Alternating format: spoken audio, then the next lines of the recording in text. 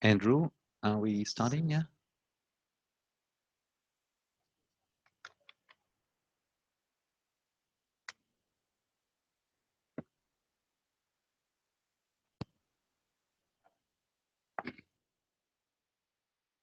All right, ladies and gentlemen, thank you for coming. I know this is basically the last session and everyone's tired. I'm pretty tired too, but in that regard, I appreciate it even more that you guys are here because I think most of you would probably want to sleep or rest. So I really truly appreciate it. And as you could see, the session title is called Challenges and Solutions in Smart City Governance and Financing. And now I'll yield the floor to Carlos and he will introduce all the speakers and how the sessions will go. Maybe a round of applause.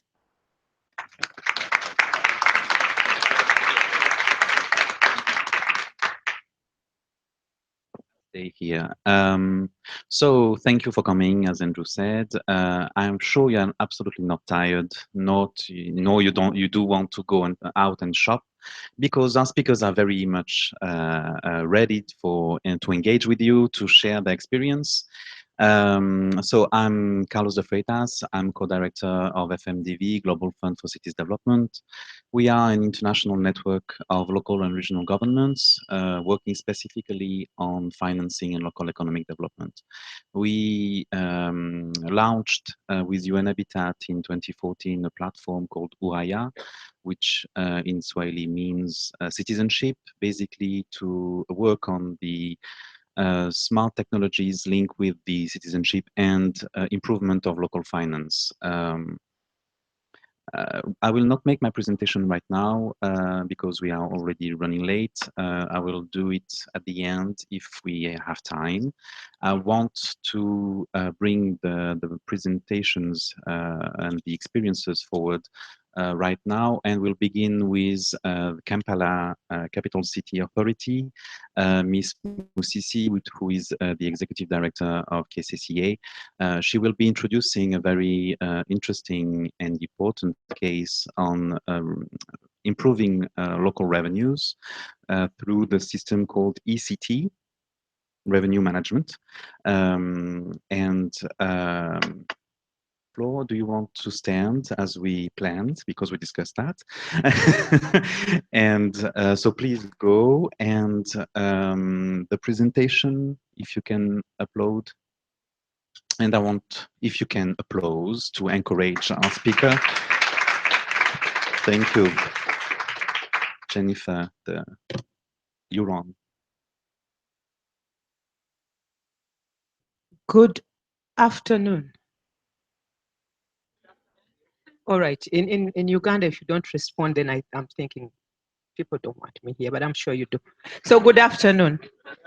And I'm not going to stand behind this podium because I'm vertically challenged. So I think I'll stand here.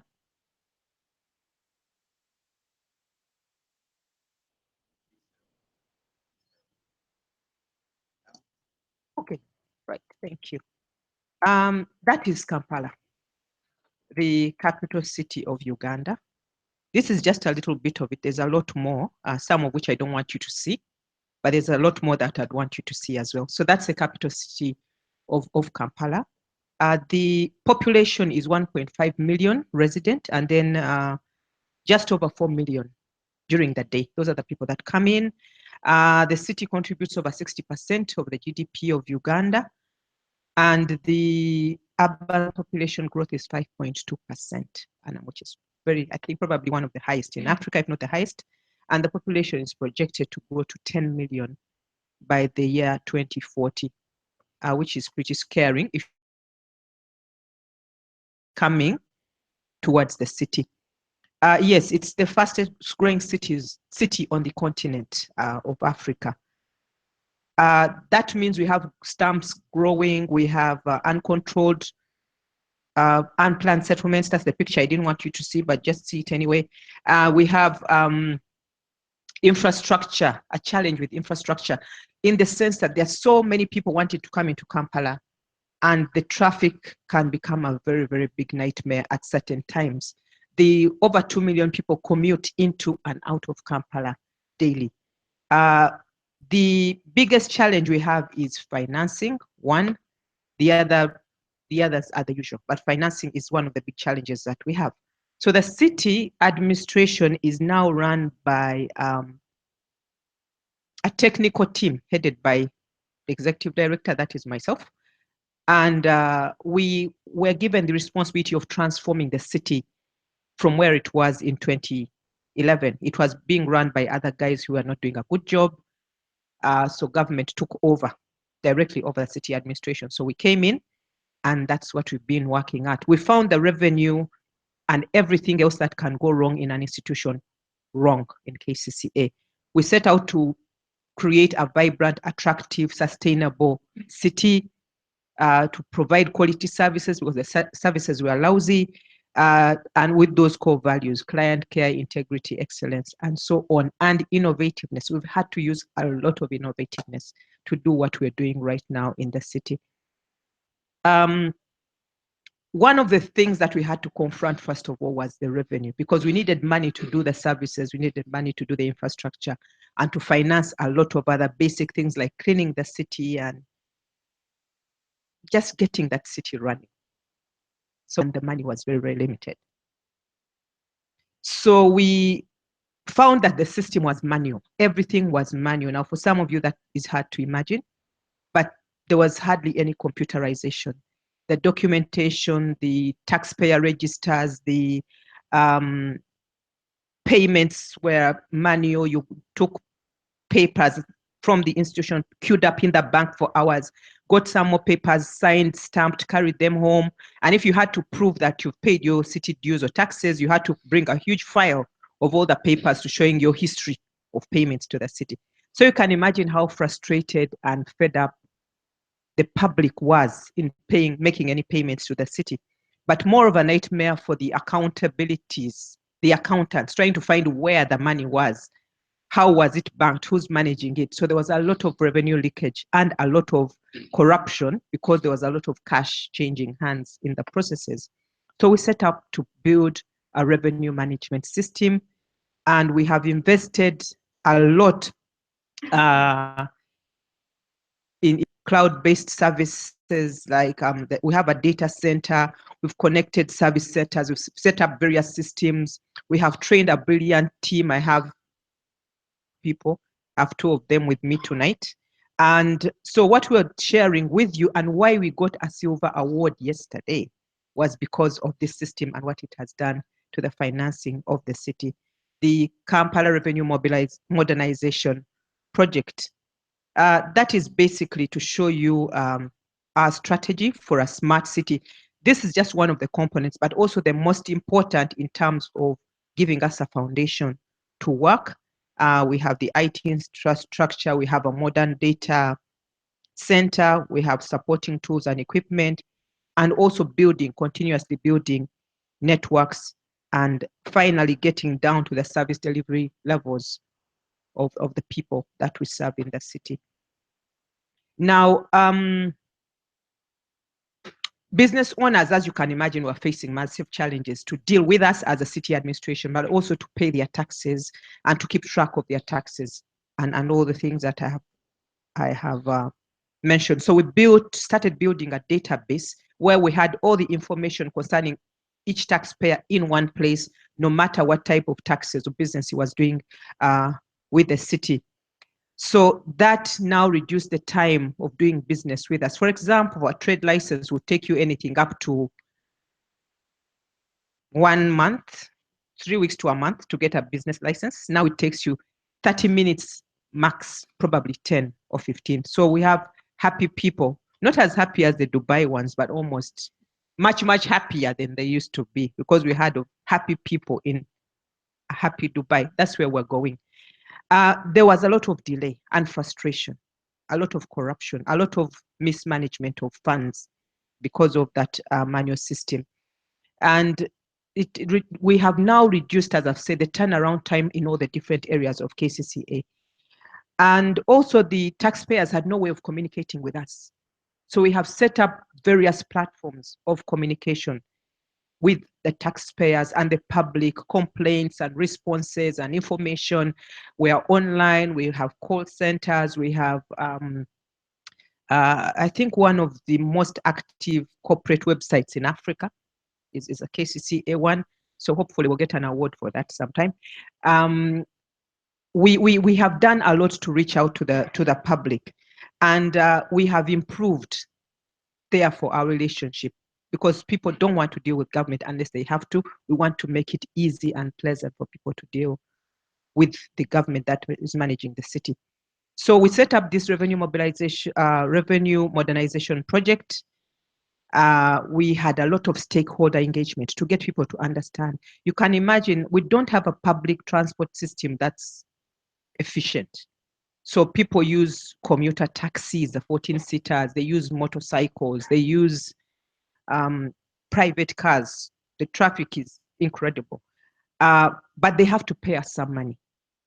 Now we have, under this system, enabled them to pay us using their mobile phones or online or directly through their bank transactions. So that is very convenient, and everybody approves that. So we had to teach them how to do that and sensitize them on that.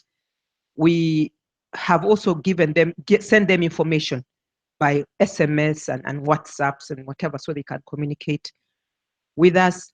We have streamlined all the business processes under our revenue system. It's called eCity, and it's very well thought out. The name eCity, that's the acronym for our tax collection system, which matches our core values, which are client care, integrity, teamwork, innovation, and excellence. So that is the system, eCity, but also electronic revenue management for the city. So we have rolled out all the different processes, registration, payment processes, and we have put on now other processes, like when you want to apply for a building permit, a health permit, and so many other permits that we are putting on.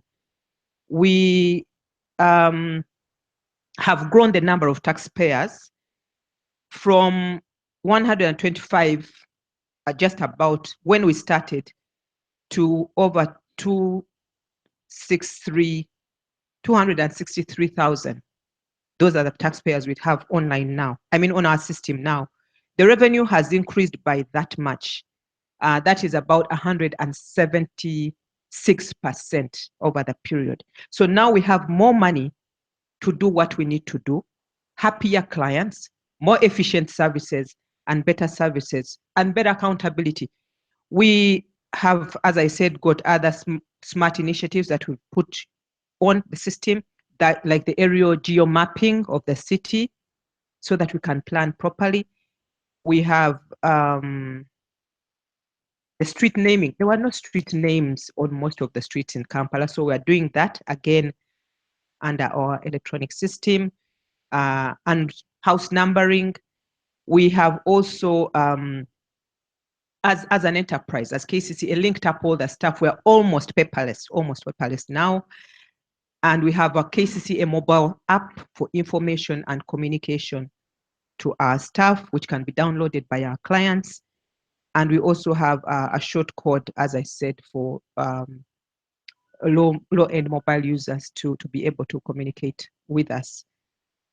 I've mentioned these, the smart permit, the computer-aided mass valuation of all the properties that had been valued for many years, street lighting management system. We don't have to switch off manually, it's all automatic now, and the traffic management system. We have added value to all our different services. We are implementing the free Wi-Fi for the city of Kampala, which people are like, oh my goodness, this is amazing, because they didn't expect it. And we also have a one-stop center in the city, and other government agencies are coming to us. Now, the most beautiful thing, those are Ugandan ladies dancing, so you need to come sometime. One of the biggest benefits that we have in building this system in-house and developing capacity, we have now been able to lend capacity to other urban centers that were where we were at the beginning. Even across borders in Kenya, we've been able to go and help them set up systems to improve their revenue. And for places like Nandi County, their revenue has grown by over 300% in just a few months of implementation of the system. So we're assisting one another intercity, we're assisting our own city, we have created efficiencies, and we are better managed all the way around, including being able to pay for more. The revenue has grown by that much, but we're growing it even more as we add on more and more services and revenue collection facilities on our ECT platform. Thank you very much, and welcome to Kampala.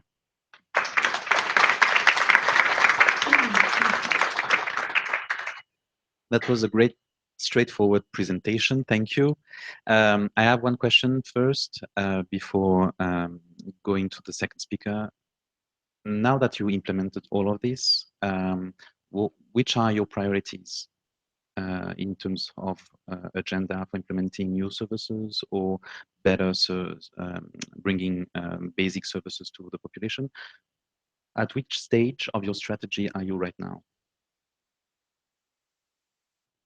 Thank you very much. Right now, we have laid the foundation and we're up and running. And as I said, every few months, we are adding on. We're adding on another service. For example, we have medical centers that we run in the city. We have 10 hospitals. We have 79 primary schools with over 85 kids. So we are now developing systems or solutions, building on the base that we have to address these different areas as well. Infrastructure management and monitoring, and then monitoring our sanitation teams. One of the cities this morning was talking about monitoring their field teams, and all these different projects. We keep adding on every day because we have a very, very solid foundation that we've set up as part of our e-governance strategy. Last question, and then we'll go to the second speaker. But in terms of change of culture internally in the administration, how difficult was the fight, the struggle to bring a change in the culture? Because as you said, you began in 2011 to run the city. So how long did it take, and which were the challenges there? Okay. We found this institution that had been in place for over 50 years, doing a very bad job of managing the city. So the first thing we did was to fire everybody. And then, okay. Yeah. So fire everybody. Learn, and people, learn. Delete and reset, restart. So we built a fresh institution in terms of the organization structure, the the staff numbers, the capacities, the job descriptions, the job roles, the job profiles, better salaries, more professional salaries. And we just, based on what we want to achieve, we started recruiting fresh staff. And that is how we started building the institution. Of course, it was very, very colorful, to say the least, because everybody is related to everybody else. So everybody is a friend of everybody else. And every politician has their people, your boss, everybody has their somebody in the institution. So when you fire them, it gets very, very interesting. When you terminate the bad contractors and bring new ones, when you start making the system robust in such a way that people lose illegal sources of funding, they don't like you for it. And you're not the most popular to those people. So they try to do all sorts of things to you, but you survive somehow. And when things start moving, then the public and the government start seeing the gains and giving you support. But it's been a massive challenge. A lot of things have happened to us that you only read about in movies. Like, people want to shoot you through the window. They want to put a grenade under your car. I don't know why. I think I'm the good guy here trying to do a good job, but why are they treating me like this? But eventually you win.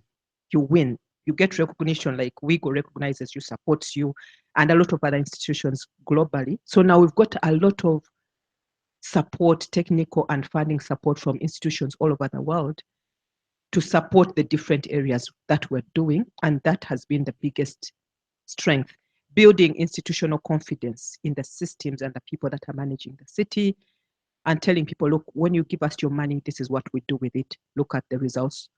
Please be compliant. That has greatly enhanced compliance in the city. And we have, as I said, happier people, but still there will be some unhappy ones, but happier people, more efficiencies. And now the challenge is, because everybody has seen what we can do, they want more. So growing the revenue to be able to match the needs of the citizens is a big challenge. And we're now trying to get different sources of revenue. As I said, the revaluation of property, and then expanding the tax base and building the taxpayer platforms to enable as many people that were not paying their taxes to the city to pay. So those are some of the things that we've been dealing with. But we are very excited, very passionate, and very committed to what we're doing in transforming Kampala. And people see it today with the new infrastructure, the lighting, the schools, the health centers, and they really appreciate the transformation and the team that is working on the transformation. So that is where we're at now, and we'll keep doing more. Thank you very much. Another range of applause. Thank you. The second speaker, Mr. Chun Pyo Lee, is Vice Governor of sorry, I practice, but still at the end it's still difficult. Gweumyeong City. So he will make the presentation. He will have an interpreter from Korean to English. So please remain patient. Do you want to stand there?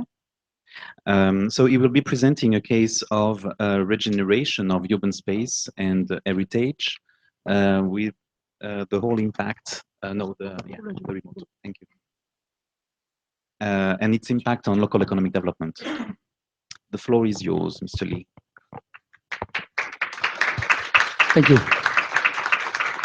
먼저 저희 대한민국의 광명동굴 프로젝트를 한국어로 소개해드린 점에 대해서 양해를 올립니다. Before I start, at first I just want to give my apology that I will speak in Korean during my presentation about the Gwangmyeong Cave.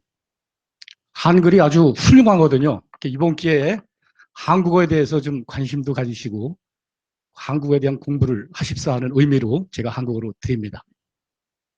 Korean language is not so bad language, so this time I will teach you in Korean. 안녕하십니까. 저는 대한민국 동굴의 도시 광명시 부시장 이춘표입니다. Hello, I'm Chun-Pil Lee, Deputy Mayor of Gwangmyeong City, Republic of Korea. 근본 우이고 총회에 세계 각국의 정보통신 전문가분들을 모시고 디지털 미디어 기술에 융합된 저희 광명동구를 소개할 수 있게 된 것을 매우 영광스럽게 생각하며 그럼 지금부터 시원한 광명동굴로의 여행을 함께 떠나보겠습니다. I am very honored to be able to introduce the Gwangmyeong Cave, a fusion of digital media technology with information and communication experts from all over the world. So let's go for a travel. 광명시는 대한민국의 수도이자 우이고 의장도시인 서울시에 연접된 인구 35만 명의 중소도시로서 광명동굴이 개발되기 전까지만 해도 자족 기반이 미약한 대한민국 수도 서울의 베드타운으로 연간 고작 3,000명 정도의 관광객이 방문하는 관광 명소도 산업 기반도 도시 정체성도 아주 미약한 국내에서조차 주목받지 못한 도시였습니다. Gwangmyeong City is a medium-sized city with a population of 350,000 residents and connected to Seoul, the capital of Republic of Korea, as well as the chair city of Uigo. Until the development in Gwangmyeong Cave, Gwangmyeong City was a commute town of Seoul with little self-sufficiency and attention. Also, there was visited by no more than 3,000 tourists a year due to lack of tourist attractions, industrial foundation, and identity of the city. 제가 이번에 소개하게 된 광명동굴의 역사는 1912년부터 1972년까지 금, 은, 동, 아연을 캐던 금속 광산으로 광명동굴의 주변 부지는 광산 채굴에 산업 부유물인 광미로 가득 차 있던 곳으로서 1972년 당시 저희 광명시에 대홍수로 인하여 광미 유출 사고로 인해서 주변 농지를 오염시키면서 결국 폐광이 되어 40여 년 동안 버려진 폐광으로 방치되어 왔었습니다. The Gwangmyeong Cave, what I'm going to introduce to you, was a metal mine where gold, silver, copper, and zinc were mined from 1912 to 1972, and the neighboring sites were filled with tailing wastes. In 1972, the leakage of tailing due to a great flood in Gwangmyeong City turned the neighboring farmlands into dead land and was left unattended for about 40 years. 2011년 지금의 저희 광명시의 양기대 시장님 취임 이후에 폐광으로 그동안 방치되어 오던 폐광을 저희가 시에서 매입을 해서 당시 세 가지의 큰 전략 계획을 수립하게 되었습니다. In 2011, after the inauguration of the mayor of Gwangmyeong City, Yang Ki-dae, he purchased abandoned mines and established three big strategies. 광명시의 첫 번째 전략은 우리 시에서 가지고 있는 지역 자산의 가치를 제고하여 창조적인 산업을 기반으로 하는 도시 재생의 성공 모델을 만들어야 한다는 것입니다. The first strategy of Gwangmyeong City was raise the value of local assets in our city and create a successful model of urban regeneration based on creative industry. 두 번째는 문화, 디자인, 첨단 산업 클러스터를 조성하여 도시의 경쟁력을 키우고 가장 중요한 일자리를 만들어야 한다는 것입니다. Second one is creating a culture, design, and high-tech industrial cluster to make cities more competitive and create jobs. 세 번째는 교통과 유통을 중심으로 한 글로벌 도시로서의 발전 전략을 수립하여야 한다는 것이었습니다. Third, a strategy for development into a global city, centering on transportation and distribution.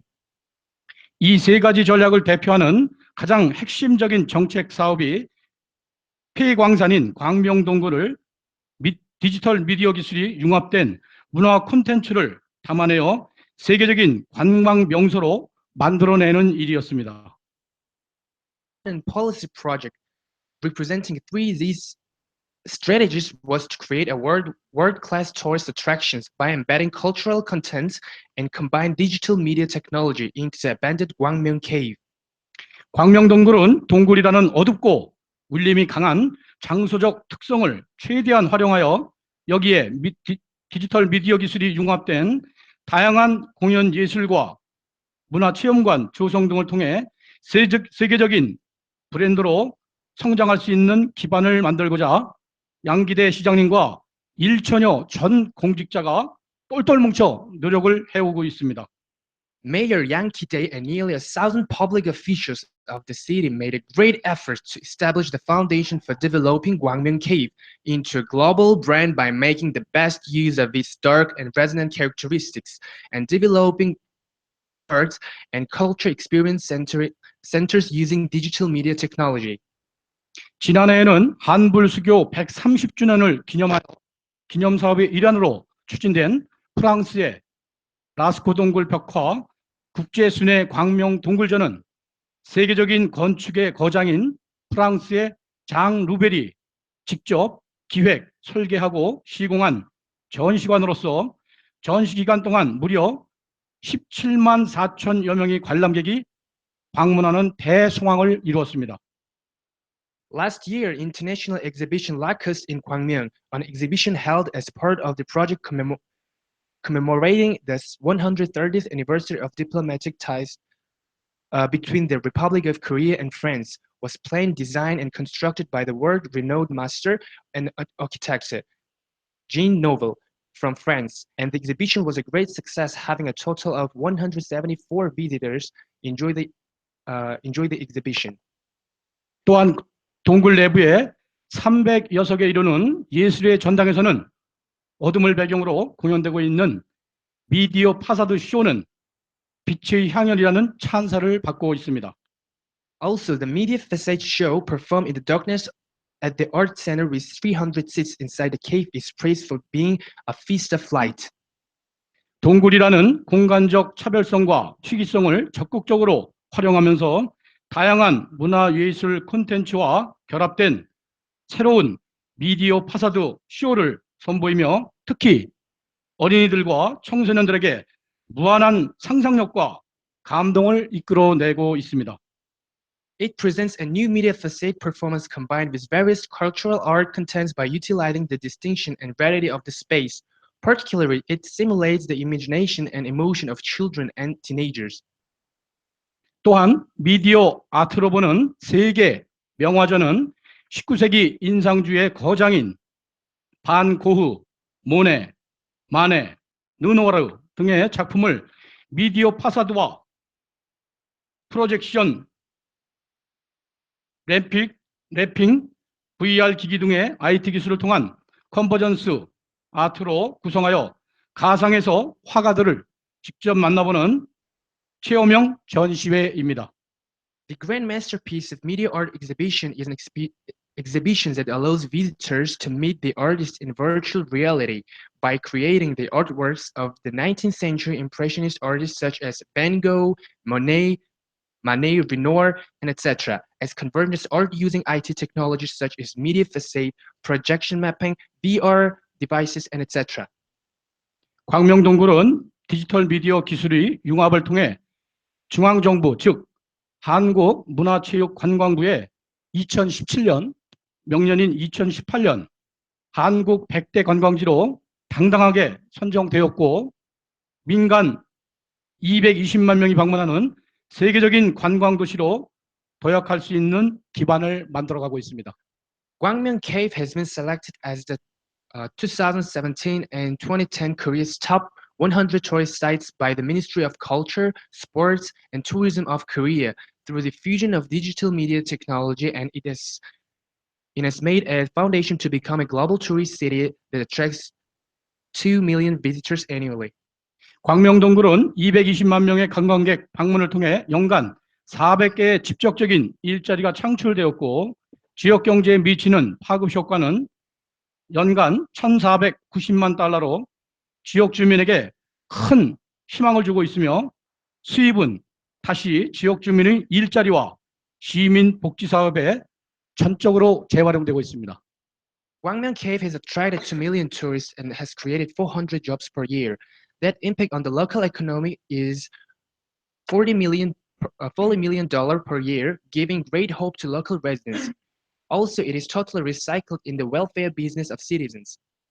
향후 광명동굴은 시공간을 초월한 광산의 모습을 생생하게 경험할 수 있는 스마트 모빌리티, VR, 인터랙션, 360도 영상 시스템, 게임 등 다양한 디지털 미디어 기술 등을 융합한 광산 체험관 및 초대형 미디어 전광판을 조성하여 By developing a mine experience center and large media electronic display through a convergence of various digital media technology, such as smart mobility, VR, interaction, 360-degree imaging system, game, etc., which will allow visitors to have a vivid experience of a mind beyond space and time.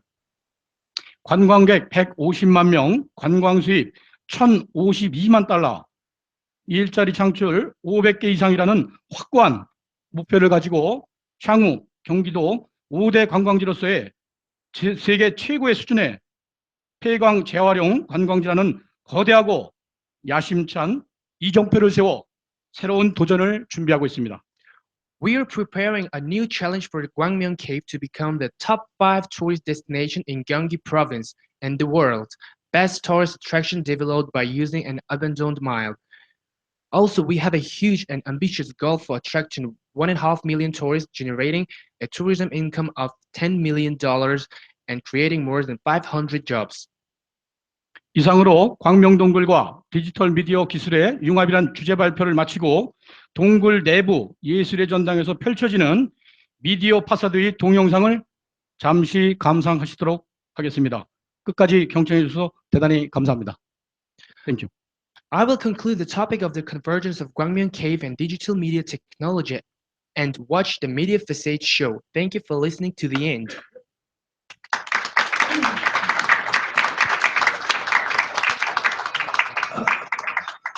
Выключите, пожалуйста, свет.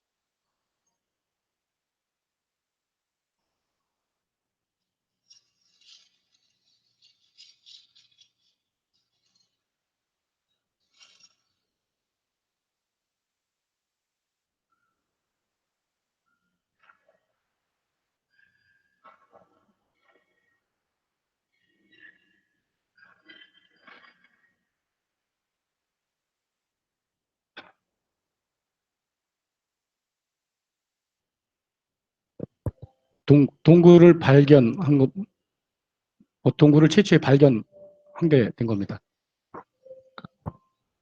As you see in the screen, somebody find the cave.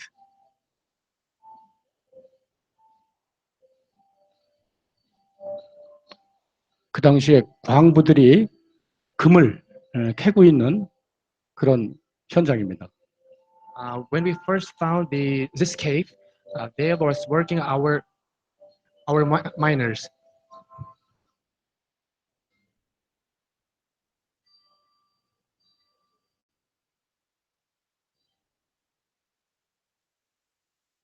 태초의 신비로운 숲, 자연 숲입니다.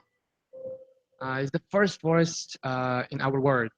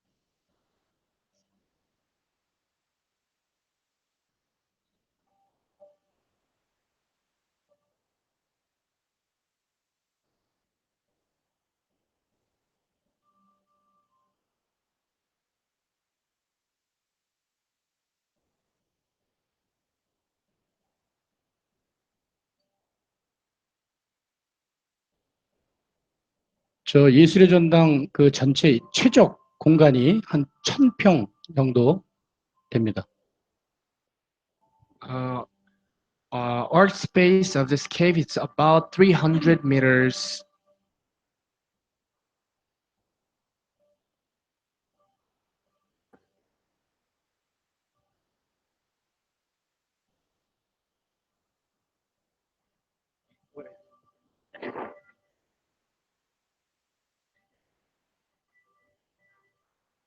땡큐. 광명동굴로 여러분을 초대합니다.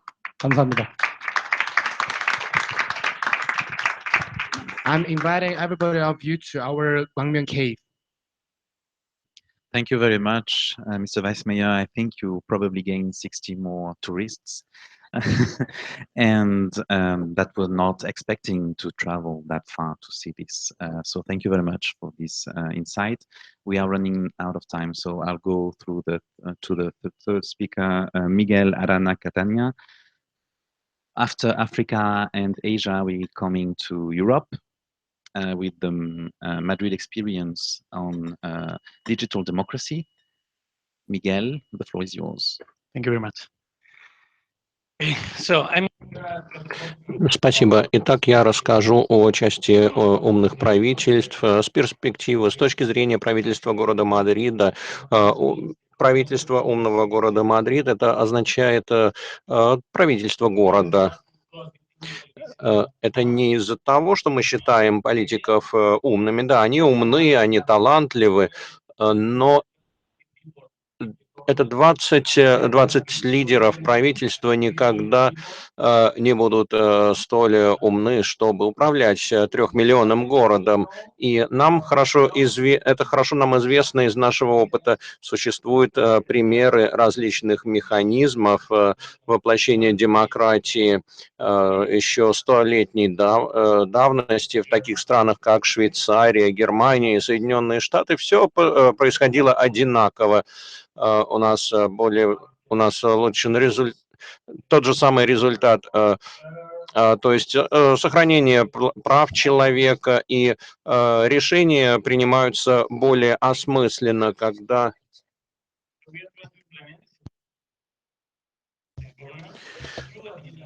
This is Decide Madrid, is the platform for citizen participation of the city. In the previous session, if somebody was there, I was explaining about the outcomes of this, the general outcomes of this kind of mechanism. But here I'm trying to be very specific on how this works, what it means to have a citizen governance of a city. So first, what we have in the platform, the first space is a debate space. Here, any citizen can come and open a debate and talk with other citizens. Because the first thing that we notice is that people don't have a place to meet to talk about the problems of the city. If you find there is something wrong with in your city and you want to talk with other people, where do you go? You go to the main square and you try to find people. You go to Facebook and just talk with your friends. There is like no such place. So we first offer a place where any citizen can join together to talk about the city and the problems and their solutions. Any citizen can start a debate, and people can vote on the debates, on the interesting topics. So every day, people select the important issues for the city, what they consider the important issues that a lot of times have nothing to do with what politicians think are the important issues. In all these debates, also people can talk, debate, comment, and vote also for comments on other people. So it's the people who select where is the intelligence on this space. We have also in this debate space some citizen interviews. sometimes some politician, like for example, here is the mayor of the city, come and people make questions to the politician. People make questions. For example, here there were almost 400 questions, and people vote on the different questions. So people select which are the important questions, and then the politician is there at the bottom comes and answers the questions. So it's a citizen interview, a direct channel between the citizens and the politicians, with no media in the middle, with no kind of censorship or anything. Just people talking with the politician. This is also that we think it's important to break this barrier between what is inside the government and outside. Then we go to something much more interesting. This is the proposal space. People can make proposal, very specific proposal, decision that if they were the mayor would implement on the city, and collect supports from the different proposals. Any proposal can get support. And when you reach, in case of Madrid, 27,000 supports, that is the 1% of the population. So 1% of the population agree with your proposal goes to a voting. Okay? Then everybody in the population, 1% supported you, but maybe 80% or 90% is not don't like your proposal. So now we vote your proposal, and we see if people really are more voting for yes or no. And if there are more people voting yes than no, we take the proposal and we execute it. So it's a direct bottom-up mechanism where people make the proposal and people decide what the government should do. It's directly binding. It's not a suggestion. It's an order for the government to do something. It's a process that usually is not commonly used. The most amount of the decision are taken directly by the government, not through this mechanism. But this is important because some of the most important decisions can be changed. You can push the government to go beyond what they are going, or you can stop them to doing things that maybe you don't agree with them. So sometimes, even when there's only a small amount of decision, sometimes these are the most important decisions. That's why this channel is very important. And we see this kind of decision are always very tends to improve the quality of life, let's say, of the population. Like for example, I was commenting previously in the kind of Switzerland that they don't have this kind of digital platform. They do it manually, like signature collection and so on. But we see that in the long history, they are voting since 1848, so a lot of years. The proposal, for example, that has to do with human rights or caring about minorities, in general, the 80% of them get approved. Well, in general, only 40% of the proposal get approved. So when people care about human rights or environment or minorities, they tend to care more and be much more responsible when you let them this opportunity to take decisions. So the same kind of outcome in Madrid, of course. Then you have another kind of process. Here I was talking about more as a bottom-up process, but then we have process mix, where it's not directly the citizen who take decision or the government, is a connection between both of them. For example, when we are trying to start a new important project, a new legislation, a new big change in the city, we open a small section of debates where we put some information about what we are going to do, and we open some questions for the people to answer. So people then participate in a more focused debate with the thing that we think that could be interesting, and then people can make suggestions for this new project or say they don't like it. It's not about decision; it's about an open debate between the government and the citizens. This is also another example that we use a lot. When we're going to approve a new kind of legislation, a new kind of normative, before approving it in the plenary meeting, we publish it in the website. And then if you see, some parts of this legislation are colored in yellow. These are parts that some citizens selected and they made a comment about it. So maybe I don't like this sentence, or I think this is a mistake, or I would change that, and they can also vote in the comments and suggest improvement. So instead of the traditional way where the government approve a law and then the people know what they are approving, then they have to say that they don't agree or make demonstration or something, we do it before approving it. We already publish it, and then people can comment and make improvements. And here, this is very important part of the process, because we are counting here with all the experts of the society. Anytime that we are approving a new law about, I don't know, housing or some some technical issue, all the experts, all the engineers, all the people who know about the text come and talk about the text. So even when we have a lot of good expert, important expert inside the government, this is a small minority compared with all the experts that are outside, and we let them work with us and improve the things. So it's again this idea of mixing the outside and the inside of the institution.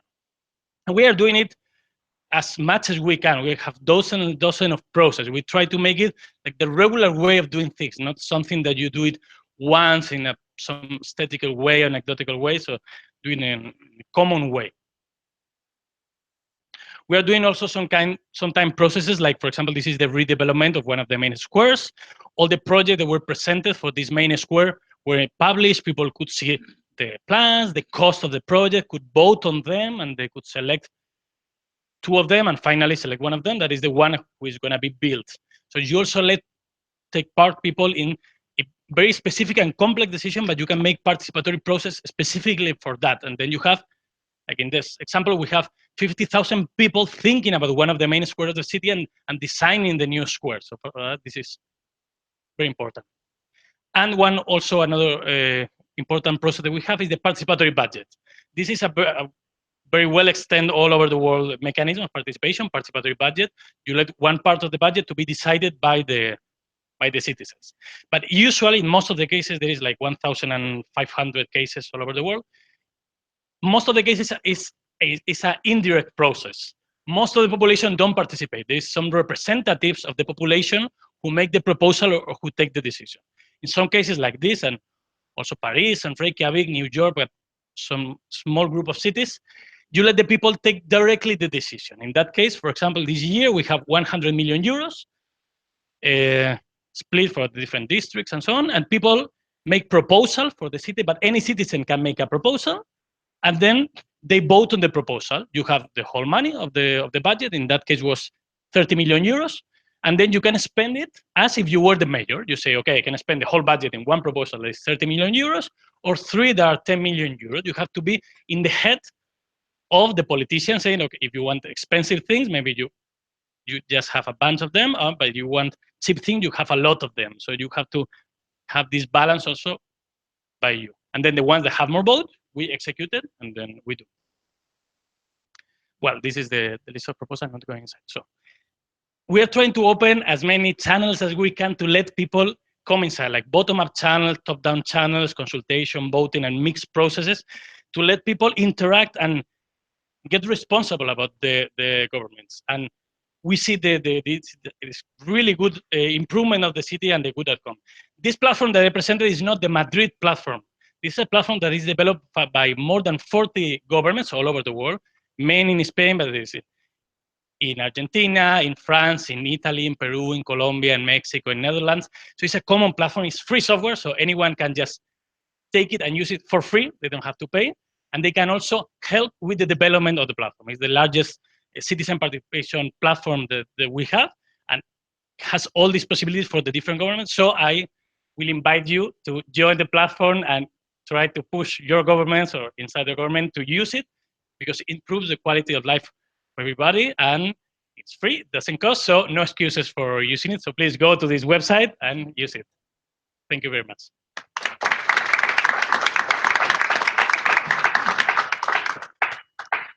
Are you trying to sell something? I only have one question very quickly. How do you make sure that this is not an entry point for populism? And how do you train people to understand the logic of a local government? Because taking decisions on all these issues, it's you need to understand the logic of a whole government, the logics of urban space, the logic of minorities, etc., in balance. How do you do this upfront? This logic of voting, etc. Yeah. And can you just say how long it has been running, and very quickly, how did it change the relation between people and the administration, maybe? It has been running like 1 year and something in Madrid, and it totally changed when we set the polls, what people think about the government. Probably it was like the government is something they don't know, they understand anything, and now they feel involved and they trust more in the government. populism is a problem, but it's a problem for traditional politics.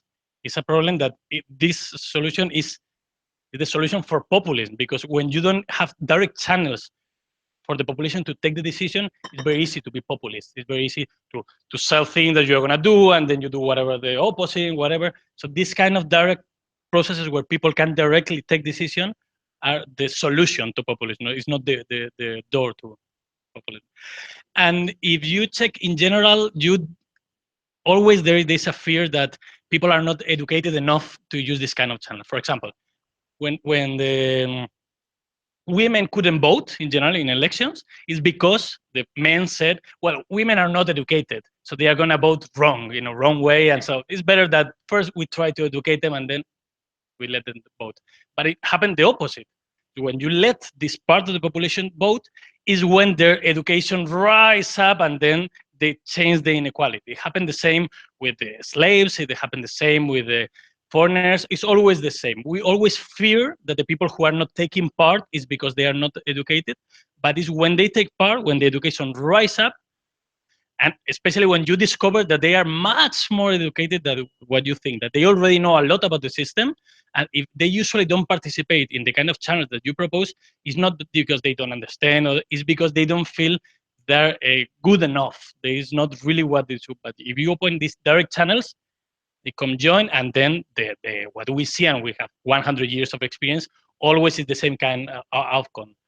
The improvement of human rights, of the quality of life, is always improved, even 100 years ago. I'm not meaning the modern society with internet or something. I mean the Swiss people 100 years ago were already improving the quality of life with their level of education. So it's very safe. It's very safe, even when at the beginning we are a bit afraid of these new things. Thank you. Maybe we'll have space for more questions later. Now, Robert Burak comes from Pittsburgh in the United States. Who are you? The Department of Innovation and Performance. You're gonna introduce the case of Berg's Eye View. She's basically making data accessible to citizens and bringing more engagement and commitment from the communities. Yes. Thank you so much. And thanks to everyone for making me feel welcome as the token American here. It's been so nice to meet you and talk to you at the conference, on the dance floor last night. And we haven't met. I hope that we will before our time together is over. I'm delighted to talk to you about Berg's Eye View. But I think that maybe the slides are out of order. If we want, we can switch. Me first? Okay. While you're doing that, I want to explain that Berg's Eye View is a mobile web application that makes, there we go, the city of Pittsburgh and our regional data open accessible for our residents. And it's something that we made ourselves, so the code is open source. So if you like it, we can give you the code. And we're also the only open data application, at least in the US, that has this charming of a mascot, which actually, I'll talk about it in a second, matters. I'm sitting down because I want you to pay attention to the screens. There's going to be a lot of demonstration.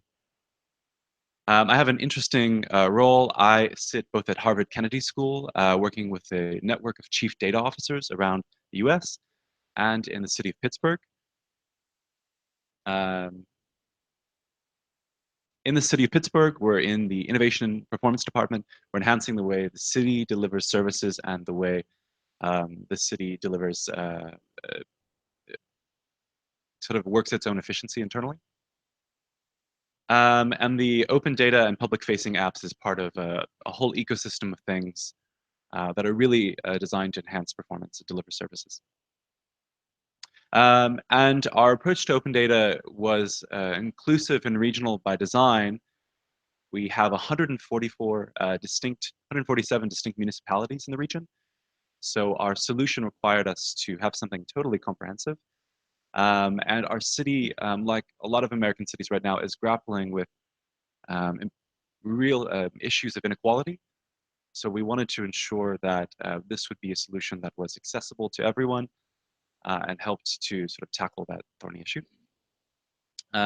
And to make our open data work, we took a regional approach and made a regional data center and there's some of the goals there, but really it just takes in data from all of the different municipalities, from partners, from NGOs, makes it all available in one place, and then users like the public, community development corporations, and even the city itself uses the data. But at least in the US, we've had an issue where so many folks have built platforms for open data and have trusted that if you build it, they will come. But what we're finding is that the data lives without context, and that it is often still in the platform view, really inaccessible for people who don't have a technical background or technical lens. So Bird's Eye View is our first attempt. It launched last year to make our data as accessible and open and visual as possible. And our first iteration includes crime data, public safety data, what we call 311 requests. So any citizen can make a request of city government, and then we have to take some sort of action on it. And then building information and where city facilities are located. Before, a lot of this data was available on the platform, but it wasn't, again, easy to understand or work with. And this is what you go and see if you go to data.pittsburghpa.gov, built internally by our team, which is very important because there's a lot of vendors, there's a lot of companies that are trying to sell our city and other cities' things, but it was important for us to invest in our own capacity. So when you go to it, you see two things, really, a map, and then there's a gray panel on the left side. And this has all of the city data that is available. You can do a keyword search, just like on Google. You can select any time frame at which you want to see data. You can select certain types of data if you're more specifically knowing what you want to see. And it's clickable, whether you're on your phone or your computer. There's these colorful circles to do that, and the colors of the circles correspond to the type of data. And then you can even get more specific if you really know what you're looking for. And you can filter by area too if you want to see something from a specific neighborhood. So let's run through a use case. Let's say that I've heard there's a lot of theft happening in my neighborhood. How could I use this to go and see that? So I selected the dates I'm interested in. Because it's crime data, I selected the police blotter, and that data is blue, so that's what you're going to see. And I'm interested in theft, so I'm just going to type that in here. And there's two types of theft, and let's say we're interested in both types. And I'm a resident in a very specific neighborhood. Pittsburgh, the city, has 90 distinct neighborhoods, which is a lot for a city that size. So let's say that I live in something called the Strip District, which is not as dirty as it sounds. I'm going to select that. And there, I zoom into the Strip District. And I can see already different types of data I can click on, both in the circles and on the pins. The circles just mean there's a cluster of data points, so I have to click on that to zoom in. So let's do that. Click, click, click. Oh, and we zoomed in to where that circle was. And you can see there's even more clusters because sometimes there's a lot of data. And our data, we take care to make it public. So our crime data, for example, it never says the exact location of the incident. It generalizes it to the nearest block. Or if it's a very sensitive crime, it takes it to the neighborhood or community level. So let's just click on that. Boom. Okay. So these are pins. Every pin is a particular piece of data. And it's just visualizing it, right? It's taking all of the things that you could see on spreadsheet before through the open data platform, and it's visualizing it. And I'm going to click on one of these pins. And you can see all sorts of information. This is a theft. You can see approximately where it occurred, the time of day. There's some information like the police code if you wanted to follow up. So you can learn some things. It's not exactly science, but you could say just observing that most of the thefts maybe happened in a certain time of day or in a certain type of area. And we work with community groups that have neighborhood watch associations where they'll walk around and be a presence, a visible presence to deter crime. And that helps them sort of gauge where they should look. And folks use it in all sorts of ways. And since it's less than a year old, we're still learning how folks are using it. And really the ultimate goal of open data is to make positive change, right? We don't just want to put it out there. So we're working with community groups, visiting them all the time to understand what their needs are, to understand how they're using this, and what additional data would be helpful for them. And you can also take specific actions within Bird's Eye View. You can rent public facilities, you can make requests of the government, and we're adding new features all the time. And it's based on our iterative approach. So we wanted to launch it not when everything was 100% perfect, but in stages, because we know that in the human-centered design approach, you have to build early and often. How many? 2 minutes? One other thing I want to mention, we're just about to launch, I think this week or next, another map in the Bird's Eye View suite. We've made these maps for internal departments within the city that have sensitive data that the public can't legally view for some reason. But we're also making additional Bird's Eye View maps available to the public. This one is a parcel map. You can see every single parcel in the city. You can see information about it, everything except the owner. And it's very helpful for our community groups to really, for the first time ever, understand which parcels within their neighborhoods are in a tax abatement or abandoned, and just to sort of see visually the health of the neighborhood. Later. That's me again. Contact me. It's such a delight to be here. I take it from talking to folks that Americans haven't had as much of a presence at WeGo, but we are ready to engage and share. And we'll be launching new things with Bird's Eye View all the time. So please come up. I would love to talk to you and would love to share more of what we're doing, particularly in our other cities. Folks are working a lot on predictive analytics and other types of data visualization. So we have lots of use cases to share. Thank you so much. Thank you very much, Robert. No time for questions from me to allow some space for the people in the room. So Laetitia, this is your turn. Laetitia Clement, you come from, you are city budget officer in the city of Baguio, Philippines. And you're gonna introduce us the case of ELGU project in the improvement of local governance. So do you want to stand there? Yeah.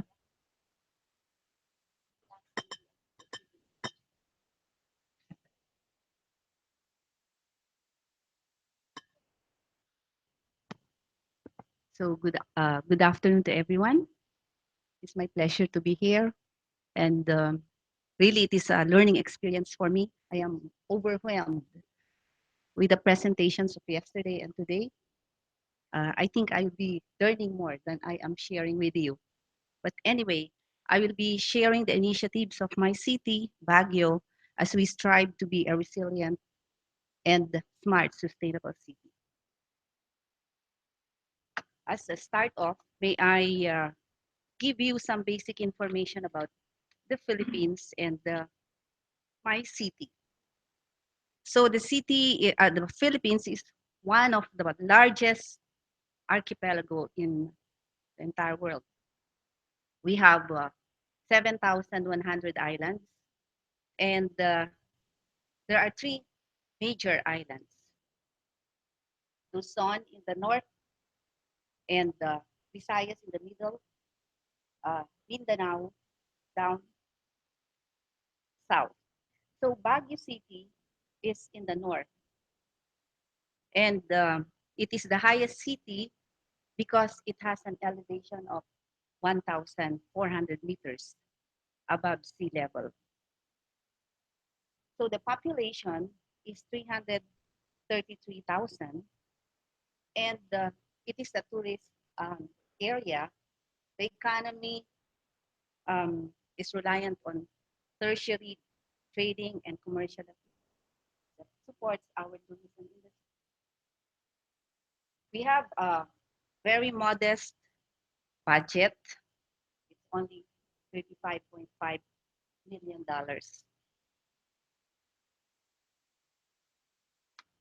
With the advent of global ICT development, the Philippines formulated its ICT national policy and institutional framework towards the Philippines.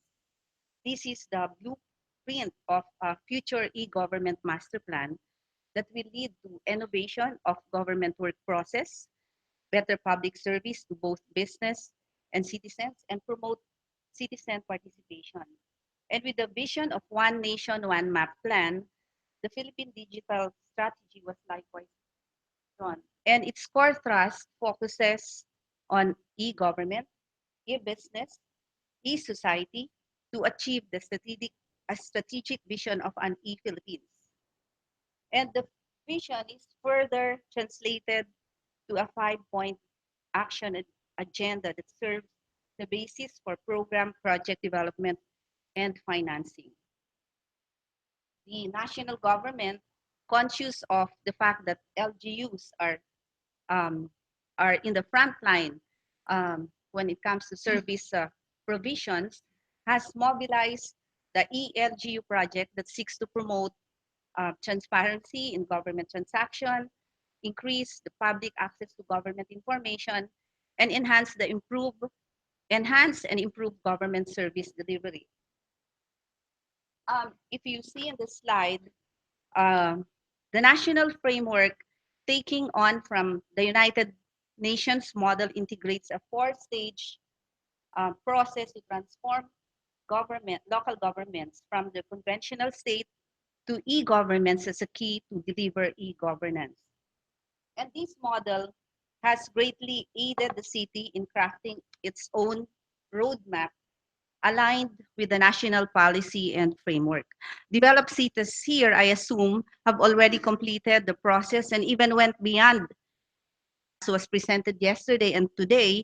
But coming from a developing country, my city and most cities in the Philippines is still in the stage 2 and only for prioritized frontline services.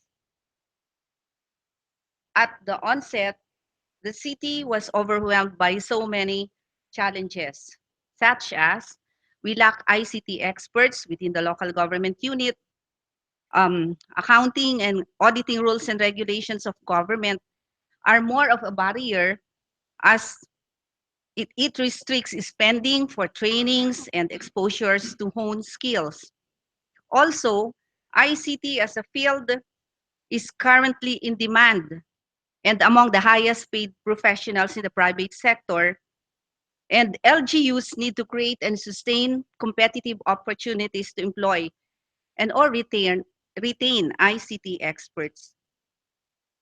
Rapid pace of technology development is also a challenge. ICT infrastructure is cost heavy. There should be a means to sustain backward compatibility and forward adaptability. It is also a fact that government plans are overtaken by development actually taking place. And therefore, it is very difficult for the city to keep pace with the fast pace of ICT developments. The city is not fully coordinated with the proper national and private ICT sectors on how to mobilize in mainstreaming ICT development in the local scene. That is why we are having problems with horizontal and vertical ICT integration. With the national ICT plan, Baguio City was identified as one of the ICT hubs, and since 2005, Baguio has been consistently in the top 10 ICT hubs and next wave cities of the country. In line with this development, the city took on its role as enabler and created the ICT Council as the institutional mechanism to address issues and concerns arising from ICT industry. Baguio crafted its own roadmap towards e-governance. We illustrate the roadmap as building blocks, as you see on the screen, which has 3 major pillars towards e-governance by 2020. The Management and Technology Information Office will serve as the implementation arm of the city to handle 3 major operations: IT, or information technology, covering IT infrastructure implementation. And we have information systems, cover system and software development, information management to take charge of policy recommendation and overall city deployment strategies. And the entire process would entail change management strategy with integrated risk assessment and analysis. Our solutions focused on lifeline services for a start across 3 core thrusts for local governance, and these are improved delivery of public services. We have automated our business permit and licensing system. It has a tracking system that can show the status of a business permit application and can easily generate reportorial requirements by the national government. We have also our real property tax collection system.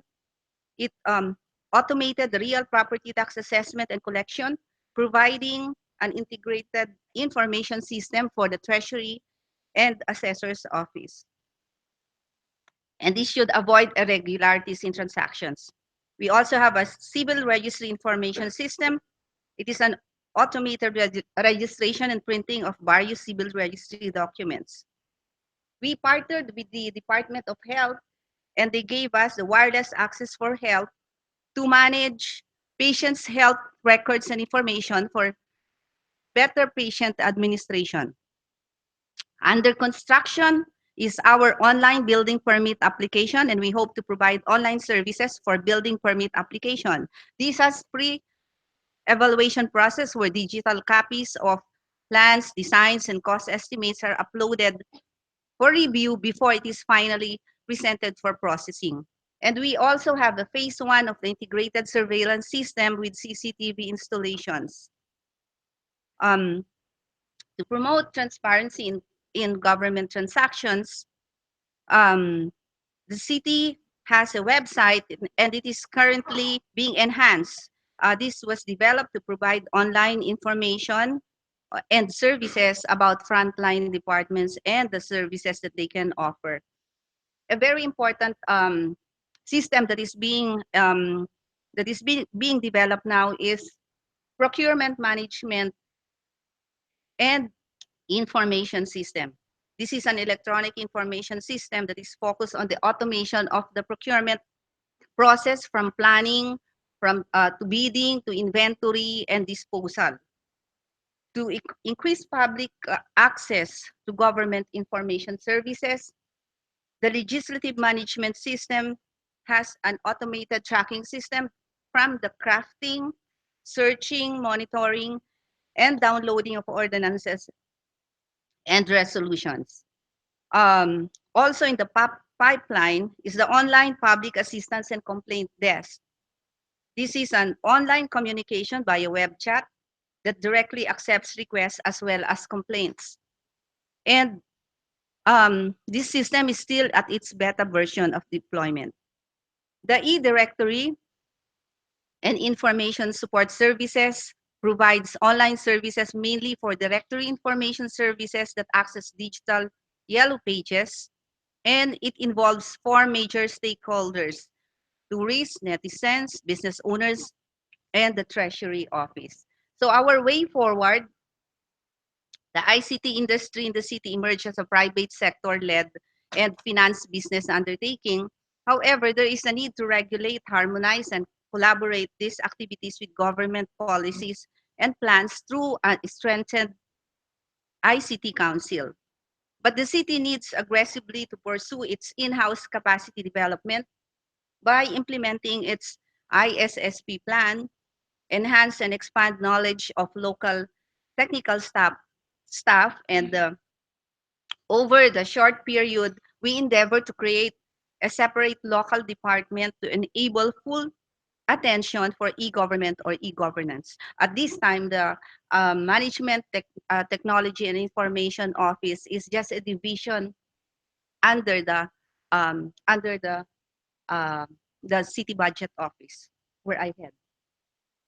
So we look forward to the national government's plan to build a national broadband network with the faster connectivity at an average of 10 Mbps from the current of 4.5 Mbps, which is the lowest in Asia Pacific. We need to network with our private sector, private and public stakeholders for holistic solutions. We have to widen our horizon and learn from our cities around the world. We need the WeGo and some future partners who can help us push our plans forward. So this ends my presentation. I hope I'm adjusting on time. Thank you very much.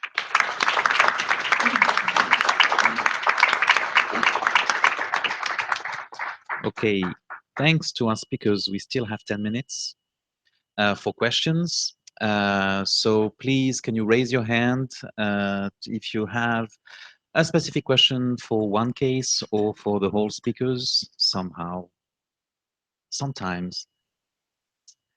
Can you introduce yourself?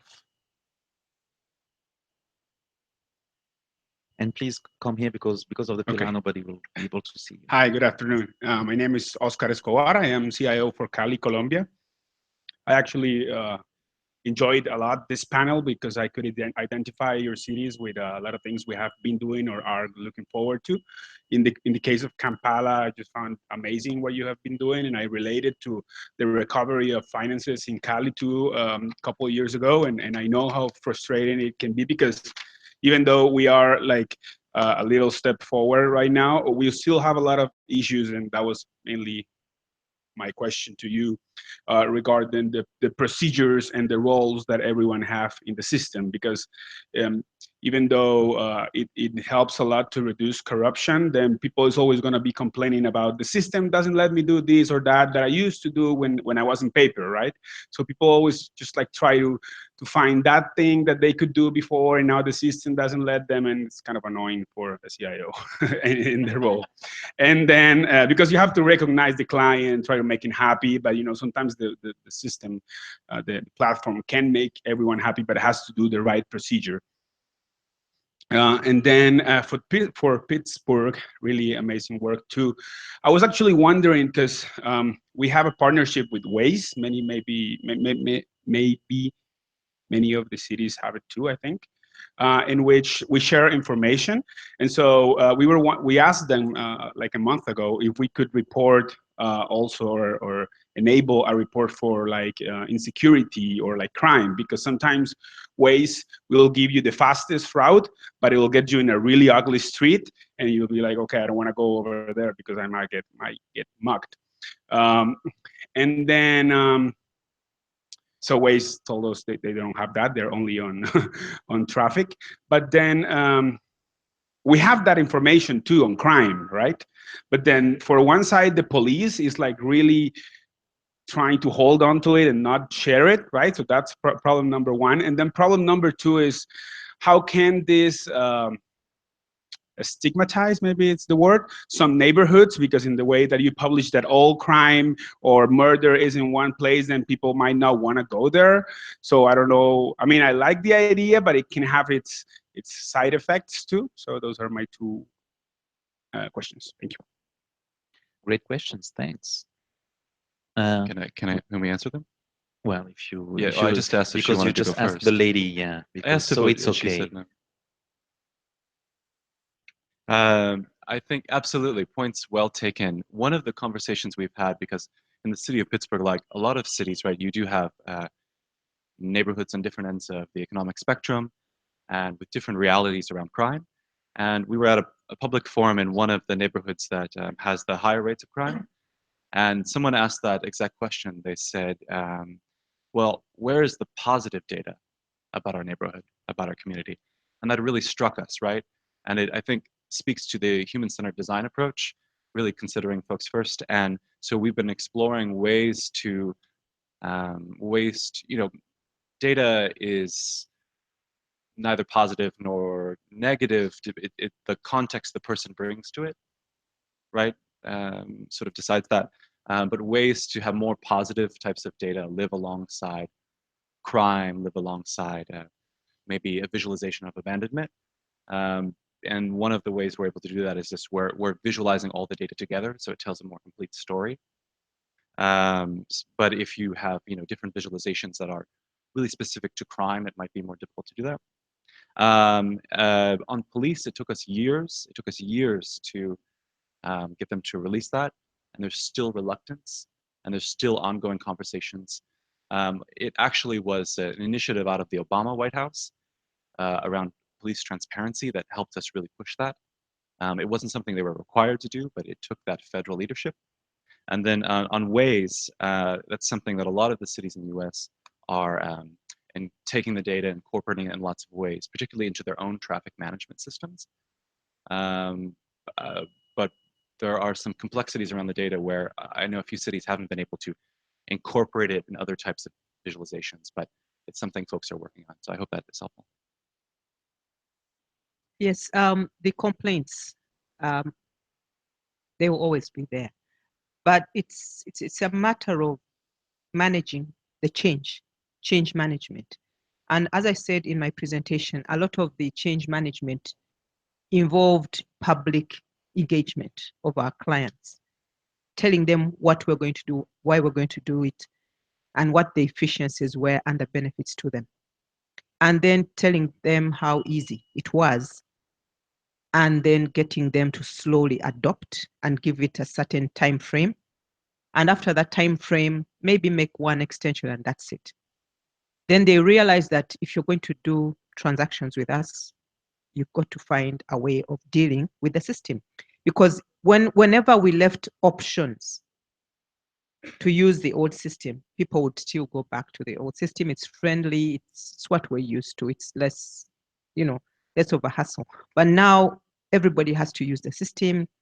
We engage in public debate, in community engagement, specialized groups, radio talk shows, television, comedy, whatever communicates to people. We try to do that a lot. But also the challenge with us we face as administrators is sometimes we're reluctant to respond to the client complaints, and we give excuses and reasons why they have to tolerate the bad services or the delays.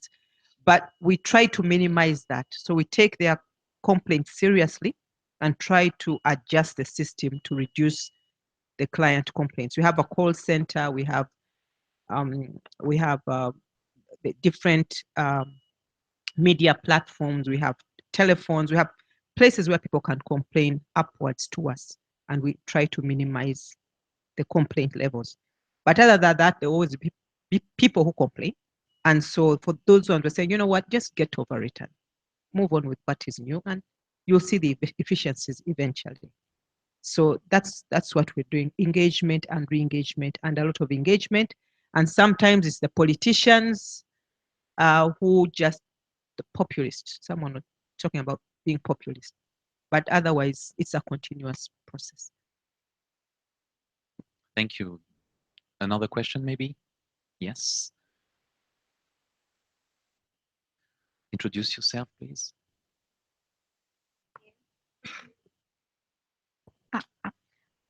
Hello.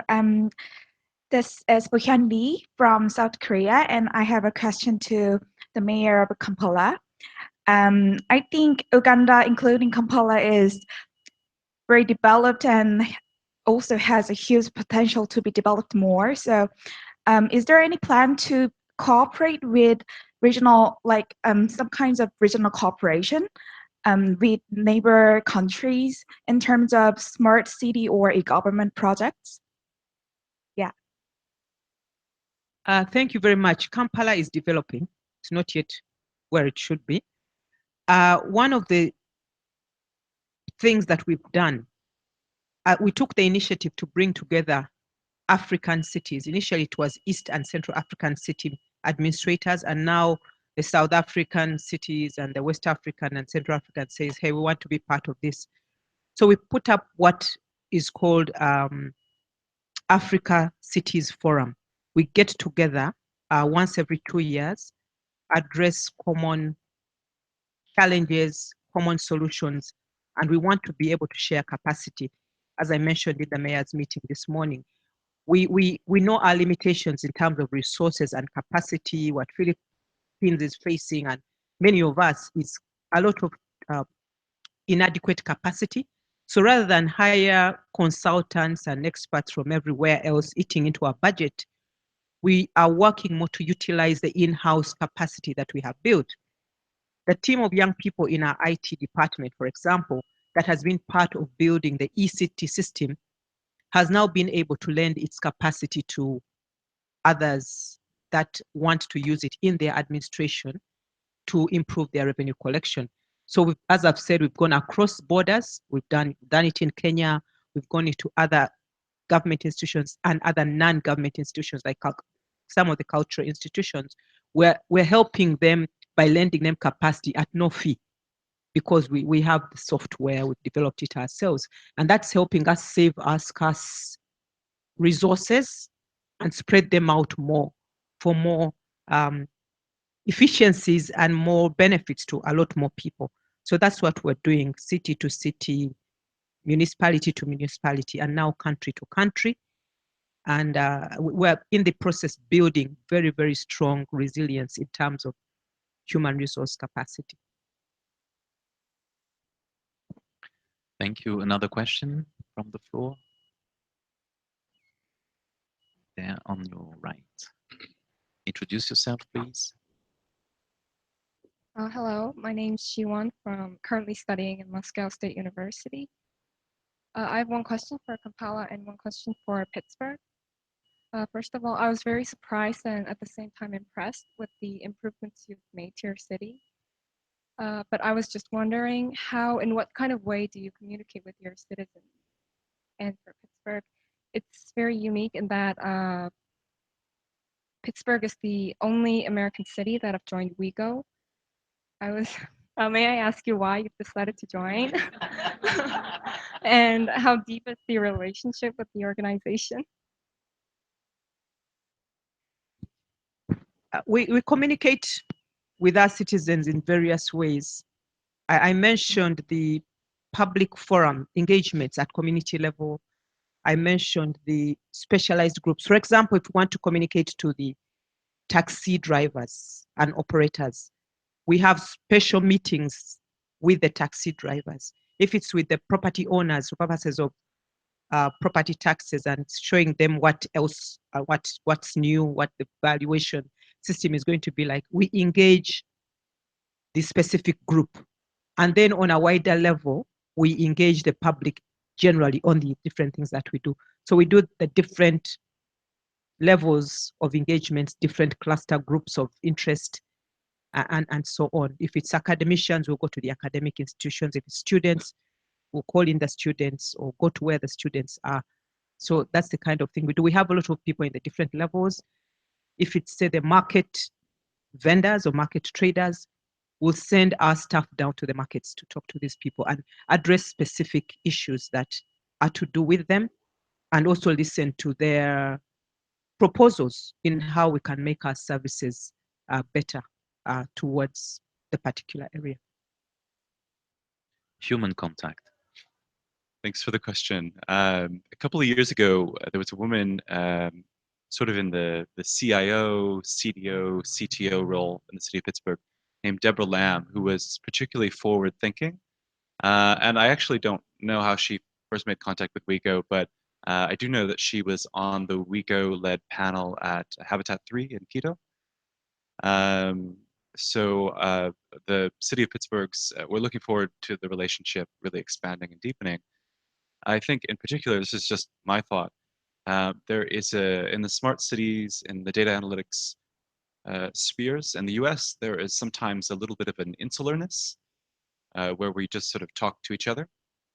And so that's one of the, I think, rich outcomes for me of this time is really the things that we can be learning from everyone around the country, or I'm sorry, around the world. And there is also, I think, sometimes a little bit of an elitism in this sphere, in this space that we've had for years around whether solutions really are just coming from developed places. And we know that's not the case. We know that we have things to learn from each other, no matter where we are with e-government solutions, with big data analytics. There really is learning that can come through sharing around the world and really learning through humility.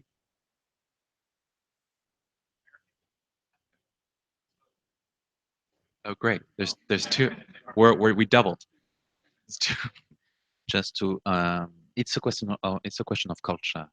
The American governments, may they be federal or local, are isolationists. It's in the whole networks of cities and regions all over the world.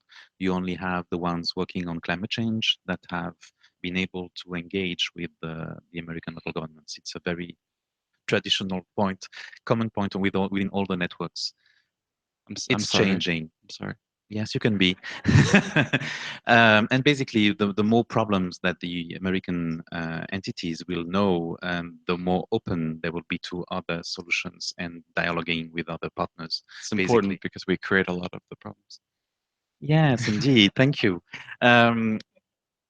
I think it's time for conclusion now. I will not wrap up in terms of content because it's a very wide range of experiences. Just to say that WeGo and Uraya platform, we have a lot of publications and case studies, and please do refer to the website and explore. You have the people right here, right now. So please take advantage of the dinner tonight and the other moments until the last until tomorrow afternoon. And thank you very much for all your presentations, and please enjoy the rest of the meeting. Yes, and also before we go, the speakers will first take a group photo, and then I'll invite the rest of the audience if you'd like to take a photo as well, all together. Okay? Yep. Thank you. Thank you.